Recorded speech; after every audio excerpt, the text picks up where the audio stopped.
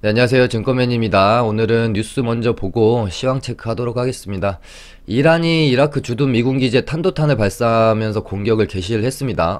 오전장에는 굉장히 그 전후 분위기가 최고조로 치달았고요. 그에 따라서 뭐 유가 관련주랄지 이란발 리스크 관련주들이 급등을 좀 했습니다. 그러다가 잠시 이제 이란 측에서 뭐 미국 공격에 대한 보복일 뿐 더 이상의 전면전은 원치 않는다라고 좀 한 발 빼는 뭐 언급을 좀 하면서 잠시 좀 소강 상태로 들어가는 듯 했고, 우리 증시도 한 코스닥 같은 경우 3% 이상 빠졌다가 한 2%대까지 반등도 좀 했었습니다. 근데 오후장에 이란에서 2차 공격을 개시했다는 소식이 들려오면서 다시 침체 분위기로 좀 들어섰고요.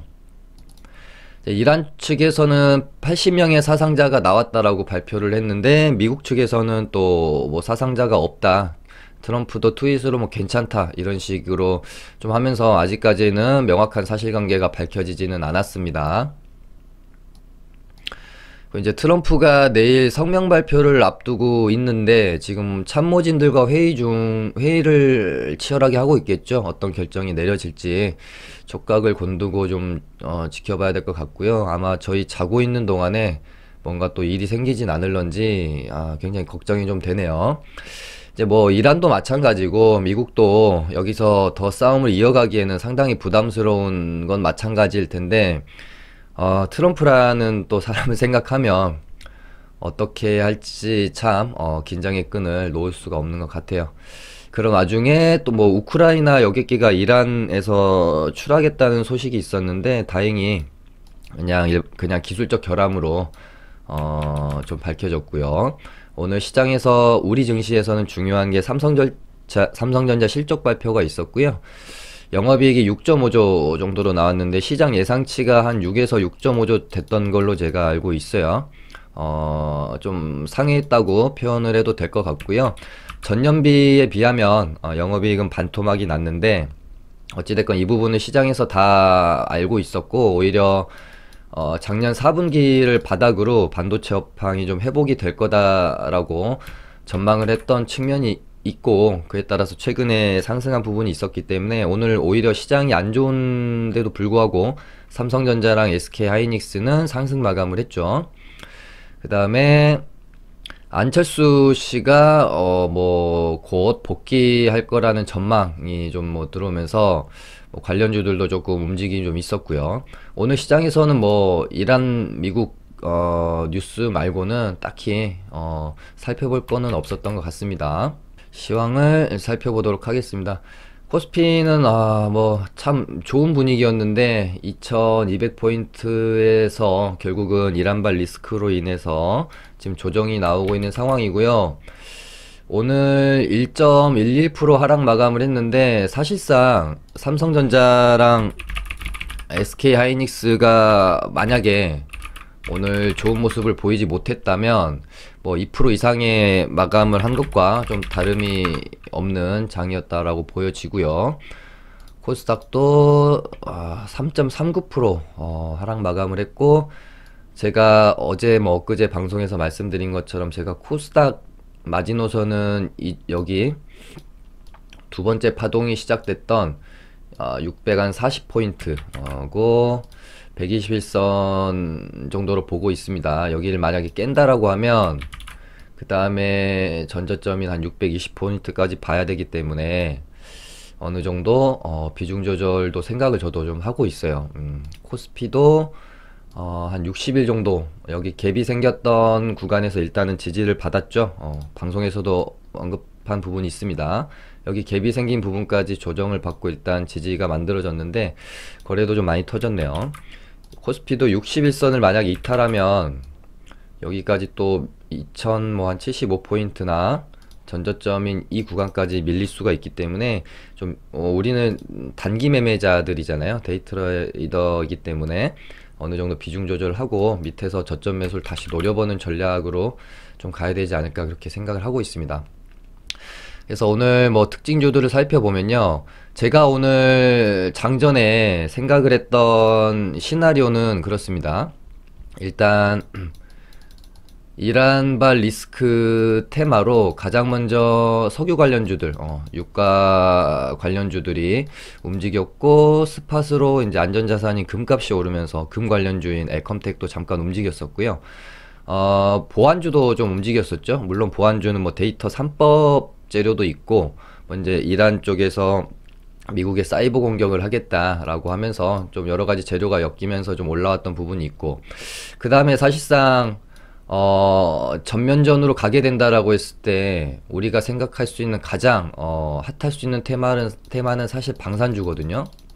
근데 이란발 리스크가 생겨났을 때 방산주들이 아주 큰 움직임은 없었고, 오늘도 제가 매매를 함에 있어서 시나리오를 짜기를 흥구석유도 그렇고요. 흥구석유는 지금 단기 과열에 있고, 사실 너무 많이 올라왔잖아요. 상한가 한 방, 두 방, 여기 고점까지 하면은 지금 단기간에 100% 이상이 올랐기 때문에 거기다가 단기 과열이 걸렸고요. 얘를 공략하기는 조금 너무 리스크가 있는 자리다. 아무리 지금 전후 분위기가 고조된다고 하더라도요. 거기다가 얘네는 유가 관련주인데 지금 유가는 고점을 찍고 어느 또 다시 조정 구간으로 들어갔거든요. 그래서 유가 관련주는 별로 웬만하면 특히나 흥구석유랑 극동유화는 매매를 하지 않는 게 좋겠다라는 생각을 일단 가지고 시나리오를 잡고 들어왔습니다. 근데 유가 관련주 중에서도 이미 많이 올랐던 흥구석유랑 극동유화가 아니라 한국석유랑 SH에너지화학이 좀 올라오는 모습이 있었어요. 그래서 얘네들은 그래도 오늘 뭐 먹을 구간은 있다라고 판단은 좀 들었었어요. 하지만 제가 주목했던 것은 방산주였고요. 오늘 올랐던 퍼스텍, 빅텍, 스페코만 봐도 오늘 이렇게 급등이 나오기 전에 생각보다 좀 움직인 게 없죠. 우리가 자, 방산주는 결국에는 이제 전쟁 관련주라고 보면 되는데, 최근에 방산주가 가질 수 있는 어떤 재료 중에 지금처럼 핫할 수 있는 재료는 없다라고 저는 판단이 들었어요. 그래서 오히려, 얘네들이 왜 이렇게 안 움직이지라는 생각으로 지켜는 보고 있었거든요. 근데 오늘 전전일 고점을 넘어주는 구간부터 제가 굉장히 관심을 가지고 좀 매매를 했고요. 이따가 개인 매매한 건 좀 보여드리도록 하겠습니다.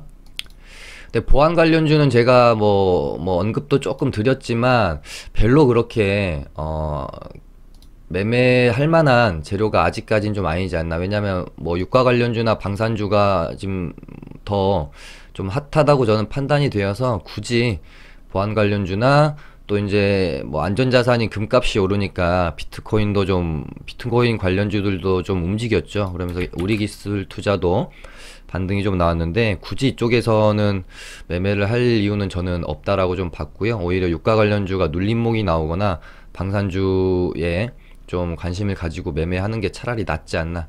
그리고 오늘 또 신라젠이라는 어제 굉장히 핫했던 종목도 있고 해서 굳이 이쪽으로는 뭐 별로 매매는 안 해도 괜찮을 것 같다라는 시나리오를 가지고 저도 오늘 장을 좀 임했습니다. 그리고 뭐 아무튼 차분히 좀 이따가 관심 종목 살펴보면서 설명드리도록 하겠습니다. 그리고 저희 오늘 리딩반은 센트럴 모텍이라는 종목을 눌림목에 잡아서 아주 단기간에 괜찮은 수익을 한 7에서 8% 정도 수익을 좀 내고 나왔거든요. 근데 일단 요거 설명드리고 제가 왜 비중 조절이 그토록 중요한가에 대해서 설명을 좀 드리려고 합니다. 다시 일봉으로 돌아와서 이 센트럴 모텍이 어제 뭐 엊그제 방송에서도 계속 다뤄드렸던 종목이죠. 끼가 좋고 매매할 만하다. 얘는 전고점을 이렇게 넘기면서 새 돈을 썼잖아요. 여기서 기준봉에서. 그렇기 때문에 이 전고점 위로 넘어서면서 주가의 레벨이 한 단계 업된 겁니다. 그러면서 얘가 이 박스권에서 움직임이 있다가 이 박스권으로 이제 넘어간 거예요. 그렇기 때문에 이 박스권의 하단 구간에, 그러니까 돌파한 다음에 눌림목에서 이 박스권 구간 하단까지 주가가 만약에 매수 기회를 준다면 충분히 매수를 해서 반등을 먹고 나올 수 있다라고 방송에서 제가 언급 드렸고요. 뭐 그렇다고 무조건 여기서 계속 논다라는 의미는 아닙니다. 먹을 구간을 한번 줬고 다시 얘가 이제 주가가 내려왔기 때문에 하방 돌파할 수도 있죠. 시장이 만약에 추가 하락이 나오면요. 그래서 센트럴 모텍이 박스권의 하단 구간까지 주가가 와서 여기서 지지받는 모습, 그리고 시장이 반등 타이밍을 노리고 있다라는 걸 제가 인지하고 여기서 매수가 들어갔고요. 매수한 지 뭐 얼마 안 돼서 금방 좀 슈팅이 나왔습니다. 고가권은 뭐 거의 9.5%까지 나왔고 저희 리딩반은 여기서 매도를 하고 나왔습니다.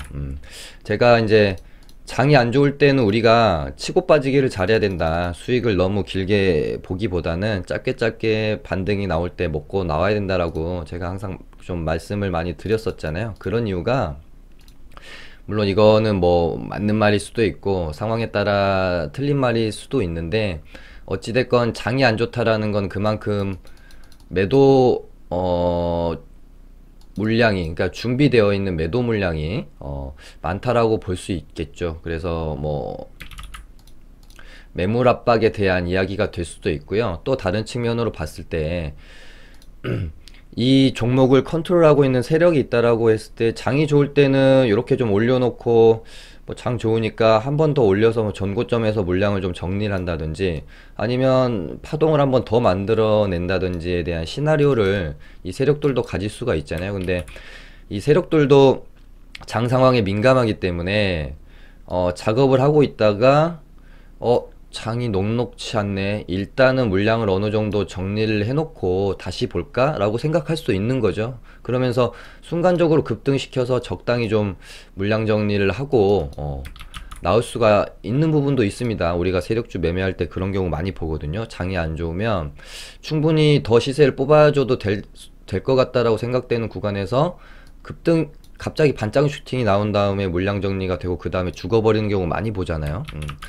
이제 오늘 S맥이 그렇다는 경우는 아니지만 오늘 S맥도 여기 딱 전고점 구간까지 눌림을 준 다음에 장중에 어떤 뭐 뉴스나 이런 거 없이 갑자기 좀 반등이 나왔다가 훅 죽어버리는 모양새가 좀 나왔어요. 그러니까 무조건 이게 뭐 이제 털고 나갔다라고 제가 말씀드리는 건 아니지만 장이 안 좋을 때는 그럴 가능성도 배제할 수가 없기 때문에 뭐 수익폭을 너무 우리가 길게 가져간다거나 뭐 여기 뭐 전고점까지 본다거나 이러기보다는 어느 정도 반등이 나오다가 매물 압박에 시달리는 모습이 보이면 매도 결정을 어느 정도 해주는 게 하락장에서는 좀 맞지 않나 그렇게 보여지고요. 제가 센트럴 모텍 설명드리면서 이제 비중 조절에 관한 이야기를 좀 드리려고 해요. 왜 우리가 비중 조절이 중요하다고 하냐, 왜 몰빵하지 말라고 하냐, 왜 몇 종목에 집중 투자하지 말라고 하냐 이러냐면은 상승장일 때는 내가 항상 매일 비중을 100%로 막 들고 가도 이 중에 수익 나는 것도 있겠지만 뭐 타점을 잘못 잡아서 물리는 경우도 있겠죠. 근데 뭐 계속 이렇게 매매를 해도 상승장에는 조금 타점을 잘못 잡아도 웬만하면은 돌림 나오고 반등 나오면서 수익 구간을 주기 때문에 100% 가지고 있다가 좀 기다리면은 알아서 좀 반등이 나와서 또 수익 매도하고 수익 매도한 걸로 또 다른 종목 들어가고 이렇게 선순환이 될 수가 있어요. 근데 이 하락장에는 내가 타점을 잘못 잡았다거나 종목 선정이 잘못되어서 물리게 되는 경우가 발생했을 때 이 물린 상태로 계속해서 기회비용을 잃는 경우가 굉장히 큽니다. 근데 내가 100% 연금, 예를 들어 장을 상황을 보면서 말씀드릴게요. 코스닥으로 우리는 트레이더기 때문에 코스닥으로 말씀드리면 예를 들어 여기 전고점 딱 넘고 멋있는 모습 보이잖아요. 두 번째 파동이기 때문에 뭐 한 세 번째 파동까지도 기다려 볼 수 있는 거고요. 기대해 볼 수 있는 거고요. 그래서 670포인트 전고점 넘겼다. 아, 여기서 한번 뭐 종목들 다 쓸어 담아야지. 뭐 이런 관점으로 이런 구간에서, 그러니까 이런 구간에서는 현금 100%막 계속 들고, 아니 현금 100%가 아니라 비중 100% 계속 종목 담아가지고 갔을 때 뭐 수익 매도하고 수익 난 걸로 또 다른 거 사고 선순환이 되겠죠. 근데 이런 고점에서 내가 100%를 다 만났는데 이 하락을 맞았다. 어떻게 보면은 이 하락은 종목을 가지고 있는 사람들한테는 악재지만 현금을 가지고 있는 사람들한테는 어떻게 보면 또 기회가 될 수 있는 거거든요. 특히나 오늘 같은 장은 더 그럴 수 있죠. 물론 추가 하락이 나올 수도 있겠지만 이때 이 반등을 먹는 사람도 이 하락 때 신규 매수를 한 사람이 이 반등을 먹을 수 있는 거지. 여기서 이미 종목을 다 가지고 있는 투자자가 여기서 요거 반등 나온다고 수익 매도를 할 수가 없잖아요. 그렇기 때문에 이 하락장에도 내가 기회를 살 수 있는 현금이 항상 가지고 있어야 된다라는 겁니다. 이 시장에서는 언제 어떤 방식으로 나에게 수익을 낼 수 있는 기회가 주어질지 모르기 때문에 저는 아무리 장이 좋아도 웬만하면은 100% 비중으로 항상 이렇게 종목을 보유하는 경우는 좀 그렇게 많지는 않아요. 항상 좀 그러니까 예를 들어 뭐 종가 베팅을 하고 하더라도 다음날 시장 상황이 어떻게 바뀔지 모르기 때문에 그 바뀌는 시장 상황에 따라서 현금을 써야 되잖아요. 그렇기 때문에 항상 최소 뭐 20-30% 많게는 30-40% 정도의 현금은 가지고 그 새로운 장을 맞이하려고 하는 저도 좀 습관을 가지고 있습니다. 여러분들도 뭐 장 좀 좋은 것 같고 매매 좀 잘 된다고 해서 항상 이렇게 종목 비중을 100% 들고 가는 습관을 들이시다 보면 고점에서 하락장을 맞았을 때 뭐 그냥 손 쓸 틈도 없이 어떤 뭐 기회 비용을 살릴 틈도 없이 종목들 다 물리게 되는 거고 오랫동안 매매를 못 하게 되는 거죠. 물론 뭐 중장기 투자자라면은 뭐 덜 상관이 있을 수도 있겠지만 우리는 트레이딩을 하는 사람이잖아요. 이 트레이딩 매매에 있어서의 가장 큰 장점이라고 하면 기회비용이잖아요. 내가 어떤 종목에 지금 손실 상황에 놓여 있는데 이 종목을 지금 보유하고 있는 것보다 손절치고 핫한 다른 종목으로 빨리 갈아타는 결정을 내려서 뭐 마이너스 뭐 10%로 한 달, 두 달 가지고 있을 종목을 손절 딱 치고 다른 데 들어가서 빠르게 수익을 내고 나올 수 있는 이 기회비용이 가장 트레이딩 매매를 하는 데 있어서 중요한 요소고 뭐 다른 스윙이나 중장기 투자에 비해 메리트가 있는 매매인 거잖아요. 근데 이 기회비용을 죽인다라는 것은 트레이딩에 있어서는 말이 안 된다라고 저는 생각을 하기 때문에 항상 현금 보유를 강조를 드리는 겁니다. 몰빵, 뭐 현금 항상 이렇게 종목 100% 가져가는 이런 습관은 참 좋지 않습니다. 근데 이게 얼마나 고치기 어려운지 알고 있어요. 돈이 계좌에 조금이라도 남아있으면 우리는 항상 그 매매 중독에 시달려 있기 때문에 뭔가를 사야 되고 추가 매수를 하게 되고 그렇잖아요. 근데 극복을 해야 된다라는 거 말씀드리고요. 저희도 뭐 지금 종목들이 있는데 물려있는 종목들이 많이 있어요. 곧 손절이 나가야 되는 종목들도 많이 있고요. 근데 정말 이 종목들을 계속해서 제가 비중 실어 매매해가지고 물려있는 상태로 지금 손 놓고 있는 상황이라면 남아있는 현금으로 오늘 같은 기회가 왔을 때 센트럴 모텍을 비롯해서 다른 매매를 통해서 수익을 낼 수가 없잖아요. 그러니까 저희도 지금 비중이 뭐 봐야 알겠지만 지금 한 60에서 70% 정도 가지고 있는데 어제까지는 한 5-60% 정도 됐고요. 그러니까 남아있는 비중이 있어야 또 이런 하락장에서도 기회를 찾아서 이런 종목들 매매해서 수익을 내고 수익이 그래도 나는 부분이 있기 때문에 내가 가지고 있던 다른 종목 조금 비중 조절하거나 대응해서 수익 난 걸로 또 손실폭 메꾸고 뭐 이런 식으로 조금이라도 선순환이 될 수가 있는 거죠. 아무튼 오늘 저희 리딩반은 센트럴 모텍을 잘 맛있게 먹고 나왔습니다. 그렇게 됐고요.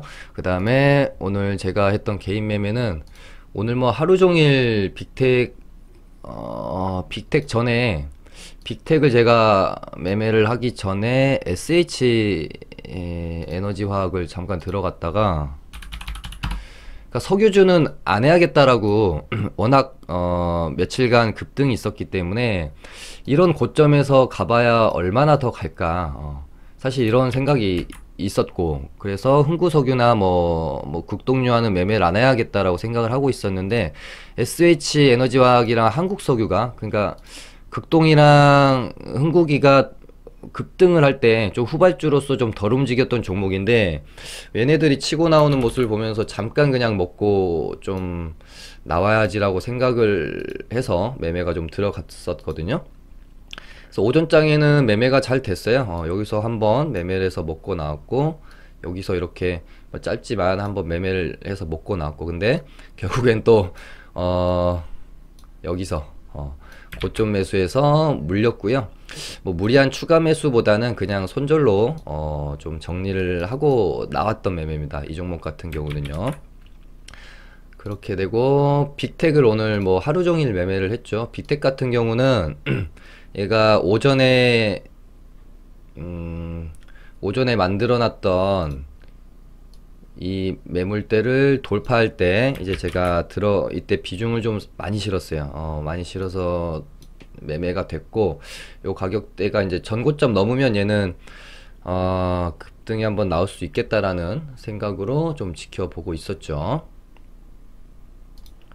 이 전고점 3,700 일단 20원을 넘으면 3,900원 구간 전고점인 여기까지는 갈 수 있다라고 본 거고, 만약에 여길 뚫으면 이거는 한번 큰 상승을 노려볼 수 있겠다라는 시나리오로 이 종목을 오늘 하루 종일 매매를 했습니다. 그래서 3,720원 구간 아까 그어놨던 전전일 고점이죠.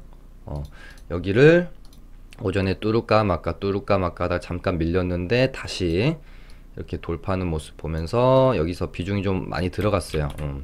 B는 하나지만 오전장에는 보통 쪼개서 여러 번 매매를 하는 게 아니라 한두 번에 좀 비중을 실어서 매매를 하기 때문에 그래서 반등 때 일단 조금 익절을 했고요. 이게 매매가 여기서부터 오늘 상한가까지 홀딩을 했는데 이게 매매가 끝난 게 아니라 계속해서 비중 조절하고 다시 추매하고 비중 조절하고 추매하고 이렇게 몰고 간 매매거든요. 그래서 매수해서 조금 익절을 했고요. 그 다음에 시원하게 3,900원 아까 말씀드린 전고점을 뚫어내서 굳이 매도를 할 이유가 없었죠. 이 파동에서는 오히려 추가 매수로 이렇게 대응을 했습니다. 그래서 요 구간에서 조금 이제 익절을 했고요. 아예 상한가가 들어갈 때 같이 물량을 조금 따라 샀는데 사실 오늘 조금 어려웠습니다. 고민이 많이 됐고 상한가까지 홀딩을 할까 말까 고민을 굉장히 장중에 많이 하면서 매매를 보느라고 다른 종목은 아예 좀 보지를 못했던 것 같아요. 그래서 상한가 들어갈 때도 좀 따라서 물량을 좀 샀고요. 근데 생각보다 좀 많이 빠지죠. 한 요 정도까지만 빠졌다가 이렇게 닫을 걸로 봤는데 생각보다 좀 많이 빠집니다. 하지만 제가 여기서부터 매수가 들어갔기 때문에 여기서 매도한 것도 이것도 이제 익절이에요, 사실은. 그러니까 추세가 조금 생각보다 많이 빠지니까 익절 좀 하고, 그러다가 다시 추가 매수하고 여기서 제가 이 구간에다가 물량을 제가 걸어 놨을 거예요. 4,100 한 20원 30원 구간, 여기 첫 파동이 나오고 한번 눌렸던 구간, 이 지지 구간에 물량을 좀 걸어 놨는데 여기서 매수가 좀 안 됐고요. 그러고 나서 이렇게 반등이 나오면서 결국에 일단 상한가를 안착은 했는데 아무래도 좀 그러니까 3시 전으로 좀 닫아줬으면 좋았는데 계속 거의 마감 전까지 닫았다 풀었다 그랬잖아요. 그래서 조금 물량 비중 조절을 했고요. 그러고 다시 상한가 마감할 때 들어갔다가 여기서 다시 또 좀 비중 조절을 했어요. 그래서 지금은 뭐 아주 그렇게 그러니까 적당히 그냥 가지고 있는 정도라고 보시면 될 것 같습니다. 그리고 내일 또 어떻게 될지 모르기 때문에 저도 뭐 조금 불안한 마음을 가지고 상따를 하긴 했는데 일단 어느 정도 수익을 챙겨 놓고 상따를 했기 때문에 한 뭐 혹시 뭐 개파락이 나온다거나 하더라도 한 요 정도 가격대까지는 한번 견뎌볼까 라고 생각을 하고 있습니다. 그렇게 빅텍은 매매가 됐고요. 어제 신라젠 이제 상따했다라고 말씀드렸던 게 있었죠. 그래서 여기서 이제 물량을 좀 모아서 사실은 시가에 털 생각이 좀 별로 없었어요. 그러니까 어제까지의 시나리오는 요렇게 오늘 장이 열리기 전까지는 얘는 웬만하면 한 10에서 20% 반등은 준다라고 생각을 하고 있었기 때문에, 근데 오늘 뭐 이란발 리스크가 확대되면서 분위기가 굉장히 안 좋았죠. 시장도 개파락을 했고, 그래서 일단 리스크 관리상 조금 매도를 하고 여기서 전량 수익 실현을 하고 나왔다가 눌림 구간에서 잠깐 이렇게 단타를 좀 치고 나왔습니다. 오늘 제 개인 매매는 이렇게 좀 마무리를 했고요. 그 다음에 오늘 이제 방산 관련주로 퍼스텍, 빅텍, 스페코 이렇게 있는데, 물론 퍼스텍은 깔끔하게 좀 비교적 빅텍에 비하면 깔끔하게 상한가 마감이 되긴 됐어요. 근데 뭔가 좀 퍼스텍은 손이 좀 잘 안 갑니다, 이상하게. 그래서 저는 빅텍을 매매를 했고, 유가 관련주들 뭐 극동유와 흥구석유 얘네들은 어찌됐건 내일 어떤 뉴스가 나오느냐에 따라서 또 움직임이 좀 이제 있을 걸로 보여지는데, 그래도 이 구간에서 매매하기는 조금 부담스러운 면이 있지 않나 싶습니다. 아무리 분위기가 고조가 돼도 여기서 뭐 또 상한가를 간다거나 또 뭐 장대 양봉이 나오기보다는 잠깐 변동성을 준 다음에 조정 받을 확률이 좀 높다고 판단이 돼서요, 일단 좀 지켜보려고 하고 있고요. 그 다음에 엘컴텍도 많이 갔죠. 3일 동안 급등을 했기 때문에 얘도 좀 조정을 기다리는 게 어떨까 싶고, 보안 관련주들은 일단은 좀 더 저는 지켜보다가 매매를 하려고 합니다. 그 다음에 오늘 안철수 관련주인 써니전자가 정확하게 제가 생각하는 이게 미리 그어놨던 타점이었는데, 요 타점에서 정확하게 반등은 나왔네요. 실제로 이제 매수는 이루어지지 못했는데 조금 아쉬운 면이 있습니다. 써니전자도 요 안에서 움직임이 계속해서 일어날 수 있겠죠. 왜냐면은 아직 이제 안철수 씨가 이렇게 지금 귀국을 안 한 상태고 명확하게 앞으로의 행보를 밝히지 않았기 때문에 재료는 또 충분히 남아 있다라고 보여지고요.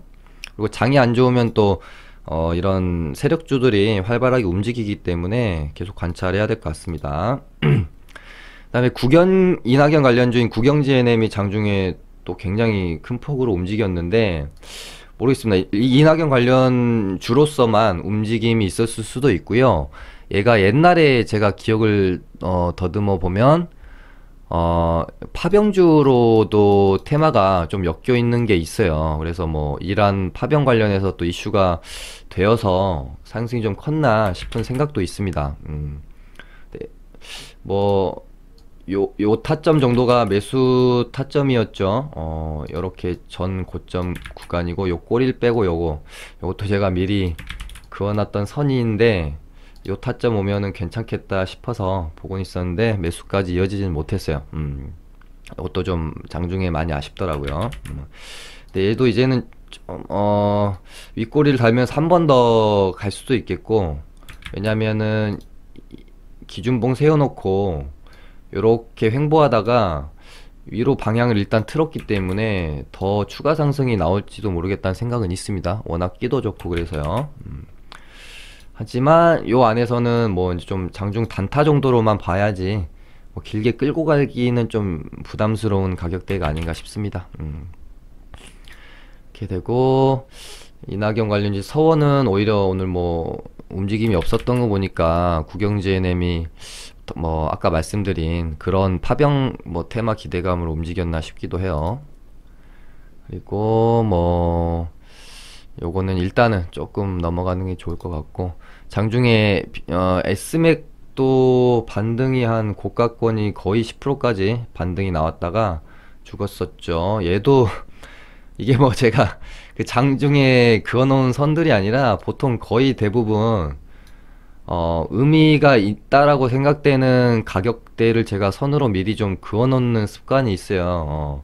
장중에 급하게 하려면은 뭐 좀 실수가 있을 수도 있기 때문에, 뭐 얘도 워낙 이쪽에 오늘 집중을 했어야 됐기 때문에 써니전자도 그렇고 국영지NM도 그렇고 S맥도 그렇고 다 제가 생각하는 타점까지 왔었는데 불구하고 좀 매수가 안 돼서, 그러니까 제 개인 매매로는 뭐 매매를 안 했겠지만 빅텍에 집중하느라고 제 리딩반에서 매수할 수 있는 기회였다라고 보여지는데 조금 놓쳤네요. 물론 센트럴 모텍을 잘 먹고 나왔지만, 먹고 나와서 이런 종목들도 매매했었으면 좋았을 것 같다라는 생각도 들면서 살짝 아쉽더라고요. 그 다음에 오늘 이제 저 화장품 관련주들이랑 뭐 최근에 좀 좋죠. 6호가 돌아온다. 뭐 한알령 해제 기대 완화 기대감도 좀 있고 해서 화장품 관련주들이 좀 좋고요. 그 중에 저는 한국 화장품 좀 끼가 있어서 얘가 계속해서 지켜보고 있습니다. 시장 대비도 강한 모습이고 계속해서 이런 식으로 매물 소화를 해나가고 있죠. 그러다가 결국에는 위로 한번 틀어주는 모습이 나올런지 그 다음 매물대는 요 정도가 좀 될 것 같고요. 이런 구간은 빼버린다라고 하면 이렇게 정도 의미 있는 가격대가 형성이 돼 있거든요. 한번 지켜볼 필요성이 있을 것 같습니다. 아무튼 오늘 시장이 굉장히 어렵습니다. 코스닥 최근 뭐 사거래일 동안 6% 넘게 좀 하락이 나왔고, 분명히 제가 이때 시황 말씀드렸던 부분은 기억하시는 분이 있으면 좋을 것 같아요. 이거 돌파로 보지 마시라. 돌파한 후에 확실한 안착이 이루어졌을 때 우리는 진정한 돌파로 보지, 그냥 가격만 돌파했다라고 해서 돌파로 보시면 안 됩니다.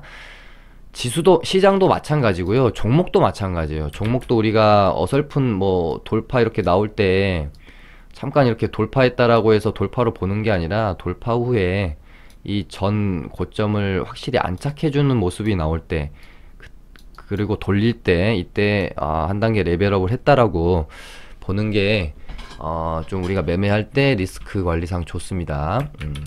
그러니까 여기 이런 구간에서 돌파했다고 보고 비중 실었으면 좀 암울한 상황에 처할 수밖에 없었죠. 그러니까 뭐 최근에도 느끼지만 주식이 참 어렵습니다.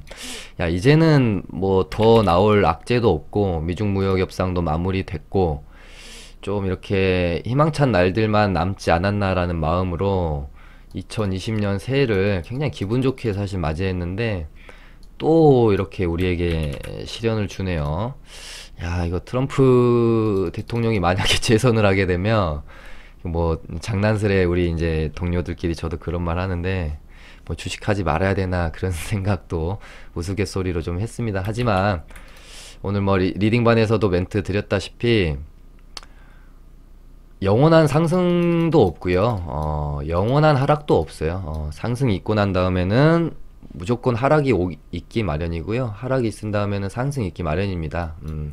이건 또 마찬가지로 영원한 수익도 없고 영원한 손실도 없거든요. 우리가 주식을 하다 보면. 그래서 수익이 많이 나면 그 다음에는 손실이 날 것도 대비를 해야 되고요. 반대로 손실이 많이 나면 이제는 수익이 날 수 있는 기회도 있을 수 있겠다라고 뭔가 매매를 하면서 시장을 극복해 나가려는 자세를 가지셔야지, 뭐 조금 이제 물리고 손쓸 수 없다고 해서 방치해버리면은 장 뭐 예를 들어 또 좋아져서 남들 수익 내기 바쁠 때 본인은 뭐 물린 거 탈출하기 바쁘고, 운 안 좋으면은 시장 반등할 때 이제 자기가 갖고 있는 종목들은 반등도 안 나와서 그냥 계속 물려있는 상황이 되고 그렇잖아요.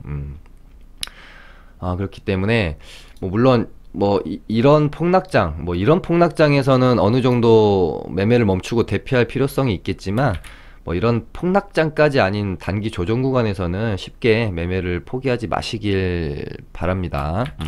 오늘 이렇게 해서 마쳐보도록 하겠습니다. 감사합니다.